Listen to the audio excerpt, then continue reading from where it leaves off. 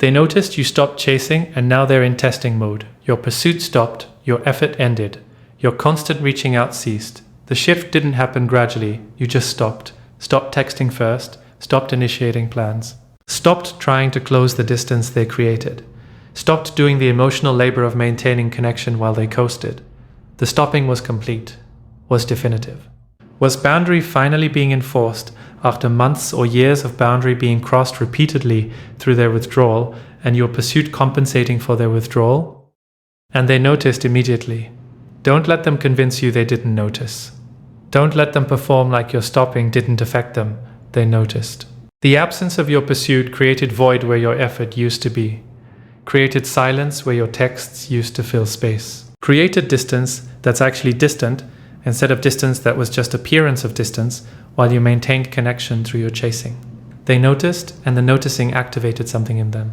Not immediate pursuit, not sudden change of heart. Testing. They're in testing mode now. Testing whether your not chasing is real. Testing whether they can activate your chasing again through specific tactics.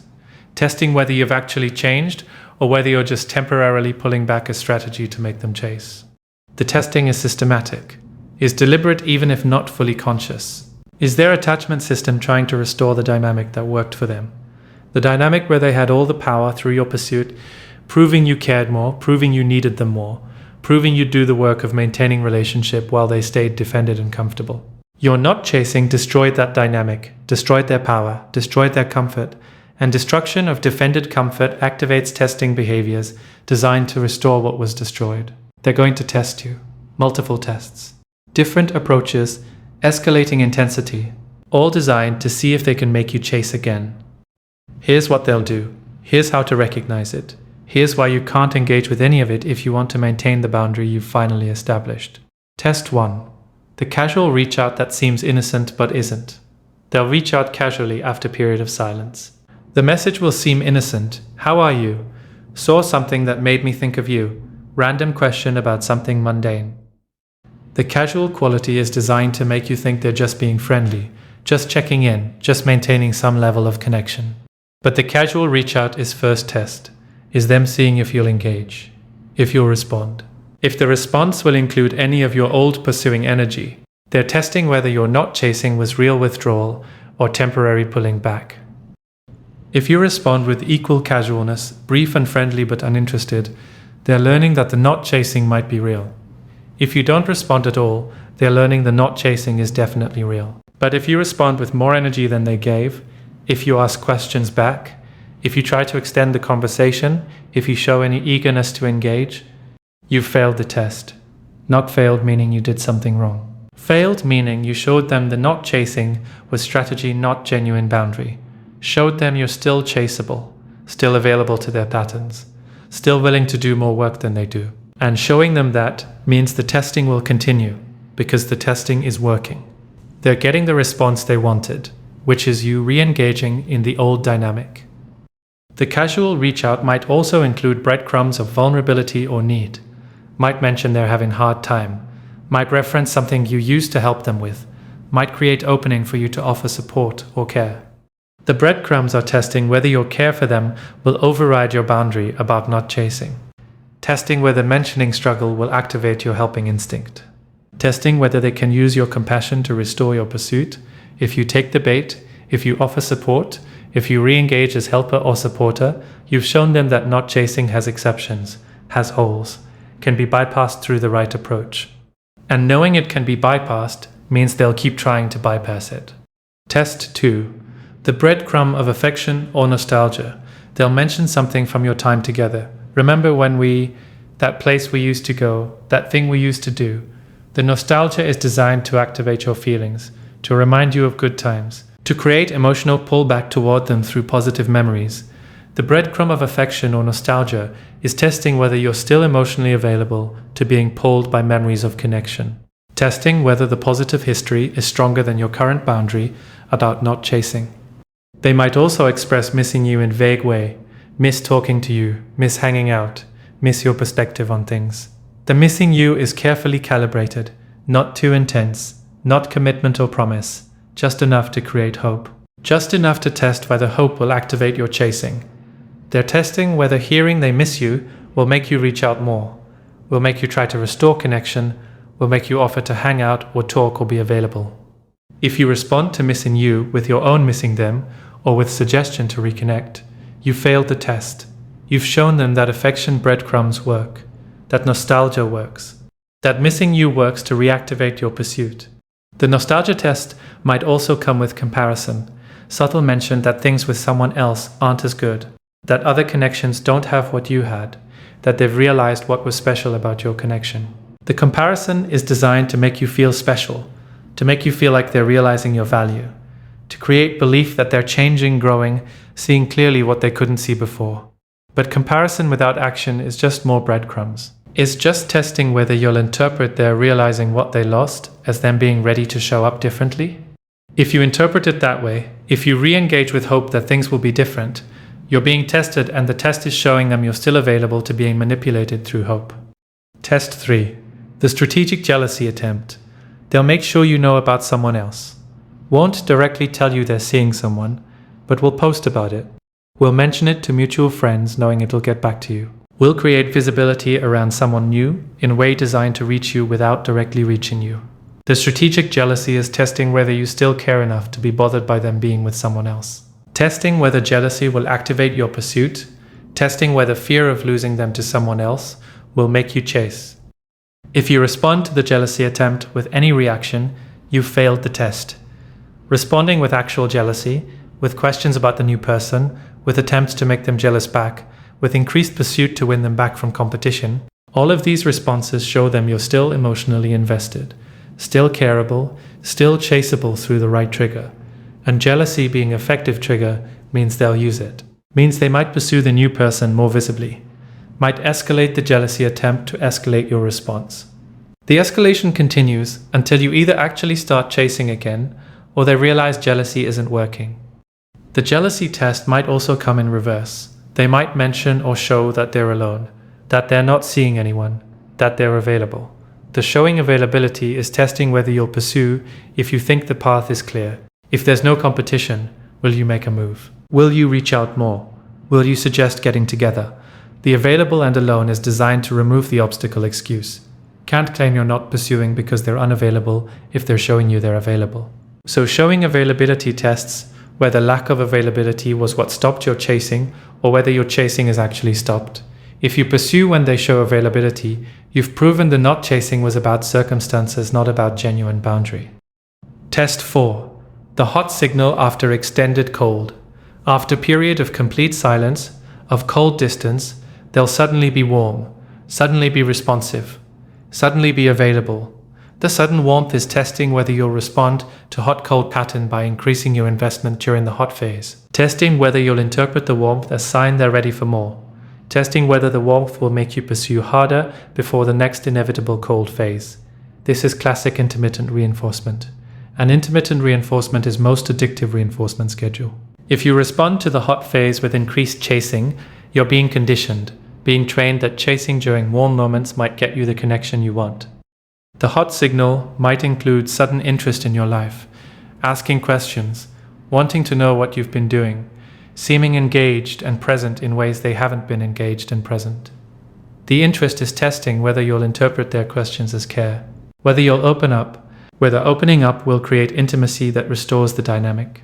If you respond to the sudden interest with opening up, with sharing, with reciprocal questions that show you're matching their energy, you're showing them the hot phase works. Works to re-engage you, works to restore connection without them having to actually change their pattern of going cold. They can just cycle. Cold to create distance when intimacy gets uncomfortable. Hot to restore connection when distance has gone on long enough that they might lose you. The cycle continues as long as you respond to the hot phases. The hot phase might also include future-oriented language, making plans, suggesting things you could do together, creating impression that they're thinking long-term, not just present moment. The future talk is testing whether you'll invest in the future they're suggesting, whether you'll make yourself available for the plans, whether you'll interpret the future talk as commitment or at least as movement toward commitment. But future talk without follow-through is just talk. Is just test of whether talk is enough to reactivate your pursuit. If you respond to future plans with excitement, with making yourself available, with organizing your schedule around their suggestions, you've shown them that future talk works even without future action. And future talk being effective without requiring future action means they'll keep using it. Test 5. The vulnerability performance. They'll share something vulnerable, something that seems like emotional opening. The vulnerability is designed to look like growth, like them finally feeling safe enough to open up, like breakthrough moment where they're being real with you. But the vulnerability is testing whether vulnerability makes you pursue, whether emotional opening makes you lean in, whether seeing beneath their defended exterior makes you want to help them, support them, be there for them in ways that require you to re-engage with chasing dynamic. The vulnerability might be about their struggles, their fears, their wounds, things that explain their patterns in ways designed to create compassion. The explanation through vulnerability is testing whether understanding their why will make you more accepting of their what, whether knowing they're scared will make you patient with their avoidance, whether seeing their pain will make you willing to sacrifice your needs to accommodate their limitations. If you respond to vulnerability with increased patience, with offers of support, with backing off your boundaries to give them space to be vulnerable without pressure, you've failed the test. You've shown them vulnerability works to restore your accommodating stance. And accommodating stance is what allowed the dysfunctional dynamic to continue before you stopped chasing. The vulnerability might also be about you, about how much you meant to them, about how they realized they messed up, about how they see now what they couldn't see then. The vulnerability about you is testing whether you'll interpret their awareness as change, whether awareness of how they hurt you will be enough to restore the relationship without them having to actually change behavior. If you respond to their awareness with hope, with willingness to try again, with resuming pursuit based on their verbal acknowledgement without behavioral change, you've proven that words work without action. And words working without action means they don't have to do the hard work of actual change, can just perform awareness and you'll re-engage. Test 6. The crisis or emergency. Something bad happens to them, crisis emerges, emergency arises. The crisis might be real or might be manufactured, but either way it's being used as test. Testing whether crisis overrides your boundary, whether emergency makes you forget your decision to stop chasing, whether their need will activate your caregiving in ways that restore your pursuing dynamic. The crisis is designed to make it seem cruel or heartless to maintain your boundary. How can you not be there for them when they're going through something hard?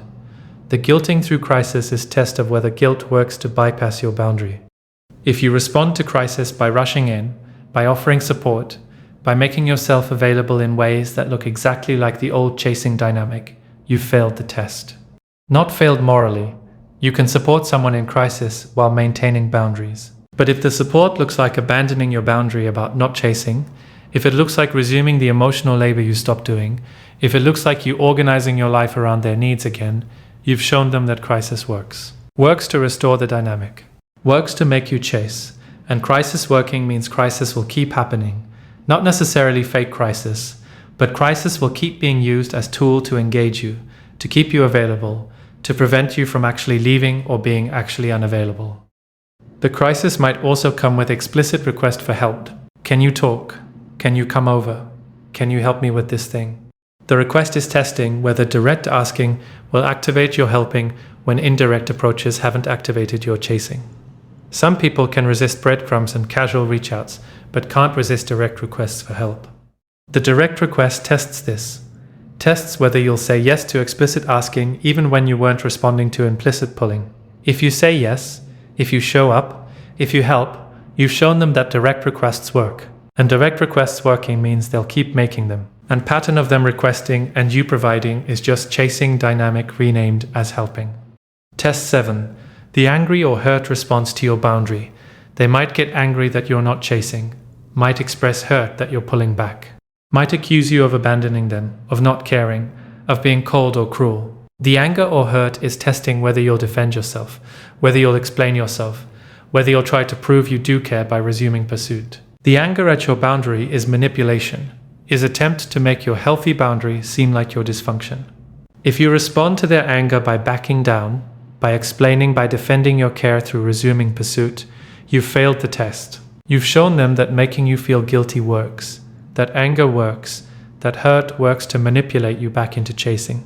They might also frame your not chasing as you playing games, as you being manipulative, as you trying to make them chase through withholding. The framing as manipulation is projection, is them accusing you of what they're actually doing. But the accusation is test. Testing whether being accused of game playing will make you prove you're not playing games by resuming genuine pursuit. If you respond to accusation by trying to prove your authenticity through chasing, you've shown them that accusation works. That calling your boundary a game works to make you drop the boundary to prove it's not a game. And proving it's not a game by dropping it means the game accusation will continue, because it's effective at bypassing your boundary. The anger might also escalate to threats. Threats to end things completely, threats to move on, threats to tell others things about you. The threats are testing whether fear of consequences will make you chase, will make you try to smooth things over, will make you resume pursuit to prevent the threatened consequences. If you respond to threats with pursuit, with trying to de-escalate, with backing down from boundary to avoid the threats being carried out, you've shown them that threats work. And threats working means threats will be the tool they use whenever your boundary threatens their comfort. The relationship becomes one where you maintain boundaries and then you drop boundaries. And that pattern is them still in control through your fear of their threats. Test 8. The complete disappearance followed by casual return. They might disappear completely, no contact, no breadcrumbs, no tests. Just gone, the disappearance is testing whether absence makes you chase, whether silence creates enough anxiety that you'll break the silence, whether disappearing activates your fear of loss strongly enough to make you reach out. They're testing whether you not chasing was dependent on them being somewhat available. Now that they're unavailable, completely gone, will you chase to restore any contact at all? If you reach out during the disappearance, if you break first, if you chase to end the silence, you've failed. You've shown them that disappearing works, that absence is a tool they can use to make you pursue. The disappearance will eventually end with casual return. They'll pop back up as if nothing happened. No explanation, no apology, no acknowledgement of the time gone, just casual resumption of contact, as if the disappearance didn't happen. The casual return is testing whether you'll accept their terms, whether you'll engage with them on their timeline, whether you'll let the disappearance go without addressing it because you're just glad they're back. If you respond to casual return with engagement, with not addressing the disappearance, with accepting their terms of sporadic availability, you've shown them that disappearance and return works, that they can be inconsistent, and you'll accept the inconsistency. And accepting inconsistency means inconsistency will be the pattern indefinitely. Test 9. The third-party messenger, they might not test you directly, might use friends, family, mutual connections to test you indirectly. The third party will reach out, will mention the avoidant, will say the avoidant is asking about you, is thinking about you, wants to know how you are but doesn't want to reach out directly. The third-party contact is testing whether indirect pursuit works when direct pursuit didn't work. Testing whether you'll respond to hearing about them through others. Testing whether you'll use the third party as bridge to re-engage. If you respond to third party with interest, with questions about the avoidant, with messages to pass back, you've failed. You've shown them that indirect pursuit through others works. And indirect pursuit working means they'll keep using intermediaries instead of developing capacity to pursue directly. The third party might also deliver message. The avoidant wants to talk but doesn't know how to reach out. The avoidant is sorry. The avoidant misses you. The message through third party is testing whether words not directly from them will activate your pursuit, whether you'll reach out based on second-hand information, whether intermediary can bypass your boundary about not responding to the avoidant's direct contact. If you reach out based on third-party message, you've shown them that using intermediaries works, that they don't have to be vulnerable enough to contact you directly, can just use others to do the emotional labor of maintaining connection. And using others becoming effective means the pattern will be them hiding behind intermediaries while you do the work of direct contact. Test 10. The change performance. They might claim they're changing, going to therapy, working on themselves, doing the work. The change claims are testing whether promise of change will make you chase, whether future possibility will activate your pursuit even though current reality hasn't changed, whether hope that they're becoming different will make you re-engage before there's evidence they're actually different. The change performance is most seductive test, most likely to succeed at reactivating your pursuit because change is what you wanted, what you were hoping for. What would make the relationship work? But change claimed is different from change demonstrated. If you respond to change claims with renewed pursuit, with giving them another chance, with re-engaging before you've seen sustained behavioral change over a significant time period, you failed the test. You've shown them that claiming change works without doing change, that therapy mentioned works without therapy actually producing results, that working on it as concept works without working on it as reality. And claims working without evidence means they'll keep claiming without changing. Will keep you engaged through promise of future transformation without ever actually transforming. Why all these tests are actually the same test.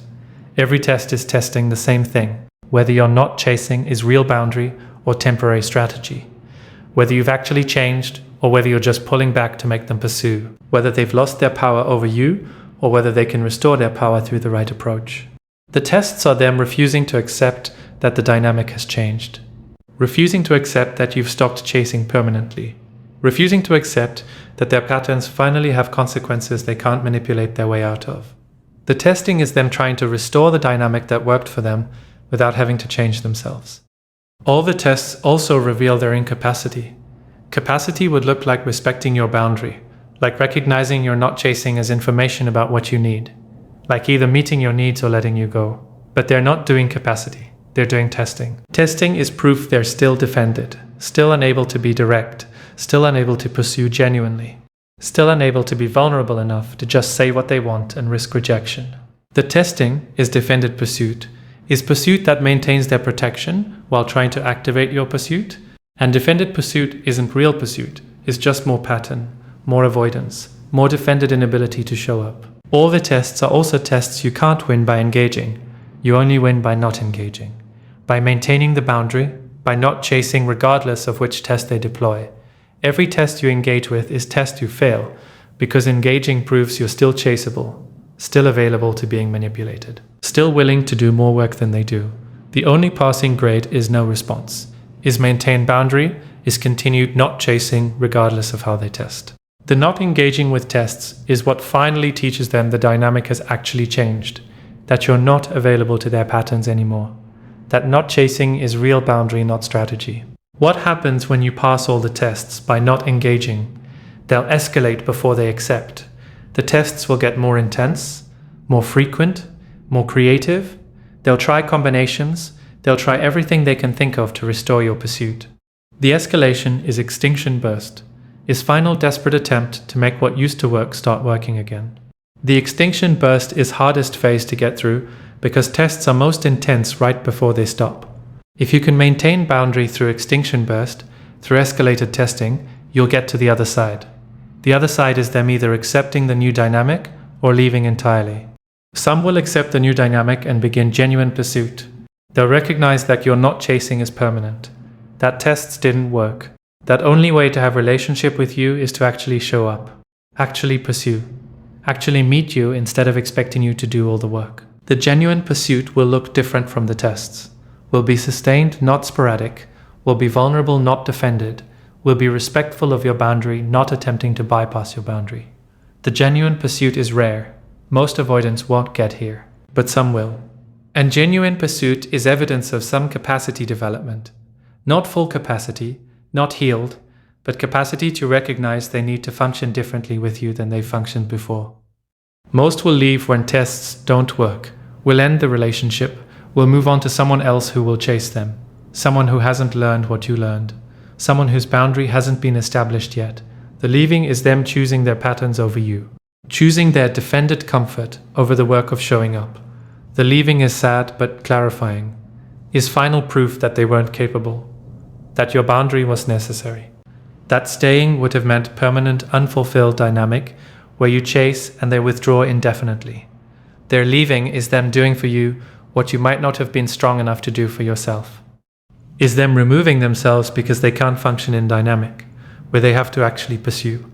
Some will stay superficially available but never actually pursue, will maintain casual contact but never deepen it, will stay in your orbit but never come closer. The staying at distance is them holding the door open, keeping option available, maintaining possibility without having to show up for reality. If you accept the staying at distance, if you let them remain peripherally in your life, without requiring them to be central or absent, you're a new version of old dynamic, still accepting less than you need, still available to their terms, still not requiring them to fully show up. The staying at distance is them finding new way to maintain defended position, and accepting it is you finding new way to accommodate their patterns. Why you can't engage with any test and still maintain your boundary. Engaging with even one test teaches them that testing works eventually, that if they just find the right test, deploy the right tactic, try enough approaches, they'll find the crack in your boundary. One success makes all the failures worth it, makes them keep testing indefinitely because they know from experience that eventually something will work. The testing becomes permanent feature of the dynamic. They test. You sometimes engage. The engaging gives them intermittent reinforcement, which is most powerful reinforcement schedule. Creates addiction to testing, creates hope that next test might be the one that works, keeps them testing forever. Engaging also teaches them that your boundary has exceptions, that not chasing is rule with loopholes, that certain circumstances, certain approaches, certain framings will make you chase.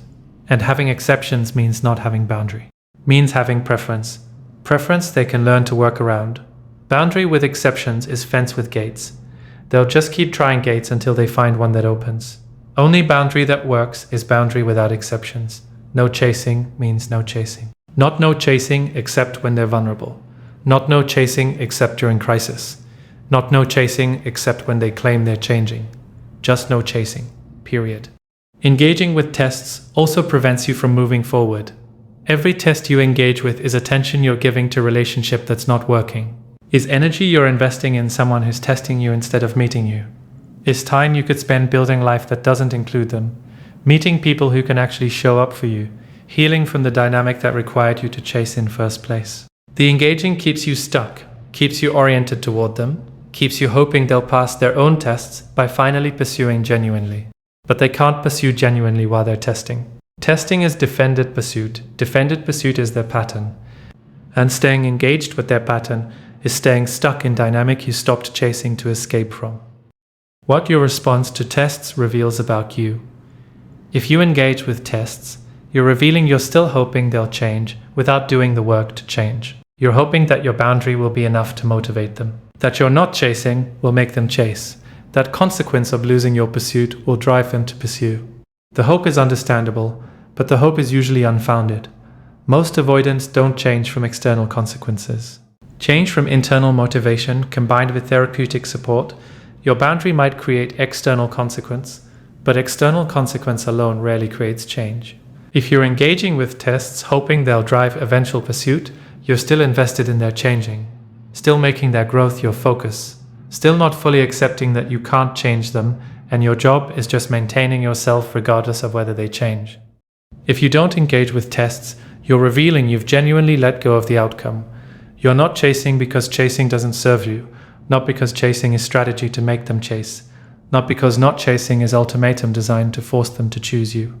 Just because chasing was depleting you, was one-sided, was keeping you in relationship that didn't meet your needs. The not chasing is about you, about your boundaries, about your needs, about your decision that you're not available to patterns anymore. Their response to your not chasing is their response. Their tests are their tests, but their response and their tests don't affect your boundary because your boundary isn't about them. It's about you, about what you will and won't accept, about what you need, about what serves your well-being. The not engaging with tests is proof you've made the shift from other-focused to self-focused, from trying to manage the relationship to maintaining yourself within or without the relationship. They realized you don't chase anymore. They're testing you. They'll deploy every tactic they can think of to restore your pursuit. They'll escalate. They'll get creative. They'll try everything. And your job is simple, even though not easy. Don't engage with any of it. Maintain the boundary. Keep not chasing. Let them test. Let the tests fail. Let the failure of tests teach them that the dynamic has changed permanently. They'll either develop genuine capacity to pursue or they'll leave. Either way, you'll be free from the pattern of chasing someone who's running. And freedom from that pattern is worth every test you have to not engage with to maintain it.